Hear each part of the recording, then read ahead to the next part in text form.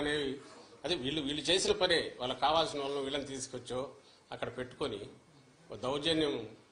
దౌర్జన్యానికి దిగి హింసాకాండ క్రియేట్ చేసి భయోత్పాతం క్రియేట్ చేయడము, దాంట్లో నుంచి ఏదైనా లాభం పొందాలని చూడడం ఏదైతే ముందు నుంచి టీడీపీ నేచర్ ఉందో ఇక్కడ కూడా అదే కనపడుతుంది. సీసీ కెమెరాలు ఉండేదే ఎవరైనా నేరం ఏదైనా జరిగితే దాన్ని పట్టుకోవడానికి ఉపయోగపడాల్సినవి. పోలీసులు పోయి దాన్ని పగలగొట్టడం అంటే ఇంకా అంతకంటే ఘోరం ఏమైనా ఉంటుందా? దాని మీద ఈసీకి మళ్ళీ కంప్లైంట్ పెడుతున్నాము, ఇది చేస్తాం. కానీ ఈ మొత్తం ఈ 10-15 ఈ మన ఎన్నికలు అయినప్పటి నుంచి జరుగుతున్నవి చూస్తే మాత్రం టార్గెటెడ్గా తెలుగుదేశం పార్టీ ఈ ఎలక్షన్ కమిషన్లో తనకు మేము చెప్తున్నాము. ప్లస్ అన్నిటికంటే ఇదేంటే ఎవరు మన తెలుగుదేశం పార్టీ కూడా ఆ రోజు సపోర్ట్ చేసింది, అది కూడా మేము తెచ్చి చూపించాము. అయినా సరే దాని మీద అడ్డగోలుగా అది ఇంకా ప్రపంచం బద్దలైపోతుంది, తలకిందులు అవుతోంది, ఆస్తులు ఎవరివి ఎక్కడా ఉండవని అంతవరకు తీసుకెళ్ళి వాళ్ళ ఆఖరికి చేసిన డ్రామాలన్నీ నాకు తెలియగలుగుతాను. మళ్ళీ ఈరోజు దాని గురించి మాట్లాడట్లా అయిపోయింది వాళ్ళ పని. దాని పని దాంట్లో 2 తెలుస్తాయి. నేను ఇంతకుముందు అన్నట్టు వాళ్ళు ఇచ్చిన ప్రామిసుల మీద వాళ్ళకి నమ్మకం లేదు. వాళ్ళను జనం తెలుగుదేశం పార్టీని నమ్ముతున్నారనే నమ్మకం కూడా వాళ్ళకి లేదు. బెదరగొట్టడం ద్వారా ఏదో చేయాలని, భయపెట్టడం ద్వారా ఏదో జరగబోతుంది చేయాలని ల్యాండ్ టైటిలింగ్ యాక్ట్ అనేది అది వచ్చేసింది. అది వస్తే మీ బతుకులన్నీ ఇదైపోతాయి, మీ ఆస్తులు మీవి కాదని ప్రచారం చేయాలని చూశారు. ఆ నెగిటివ్ దాంట్లో పడి వాళ్ళు కొట్టుకుపోయినారు.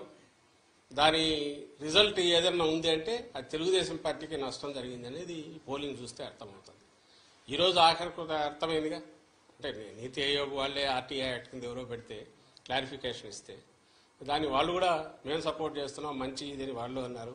ఇది రియాలిటీ వాస్తవం ఏదంటే 5 ఏళ్ళు బ్రహ్మాండంగా ప్రజలను రాష్ట్రాన్ని కాసుకోవడము, రాష్ట్ర అభివృద్ధికి కానీ సంక్షేమానికి కానీ కట్టుబడి ఉండడము, ఏది చేసినా ప్లెయిన్గా ఉండడము, దిక్కుమాలిన కుట్రలో కుతంత్రాలో ఇలాంటివి చేయకుండా ఉండడము, ఇది జగన్మోహన్ రెడ్డి గారి లక్షణం.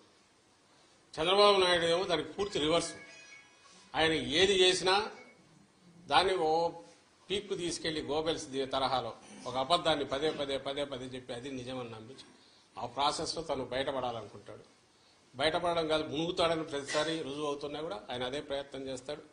ఇప్పుడు కూడా దానికే పోయాడు. అంతకంటే ఫార్స్ ఏది ఉండదు ల్యాండ్ టైటిలింగ్ యాక్ట్ మీద అతను ఆడిన డ్రామా. ప్రతి ఒక్కరికి తెలుసు ఈ బిల్డింగ్ ఎవరిదో రెంట్కి తీసుకున్నావు, వాళ్ళ ప్రకారం ఈయన భయపడి ఉండాలి. ఆ పక్కన పొలం ఉంది, వాళ్ళు భయపడి ఉండాలి. ఇంకో పక్క ఎవరు భయపడతారు? ఎవరి ఆస్తులకు ప్రమాదం వచ్చింది? ఏమీ రాలే.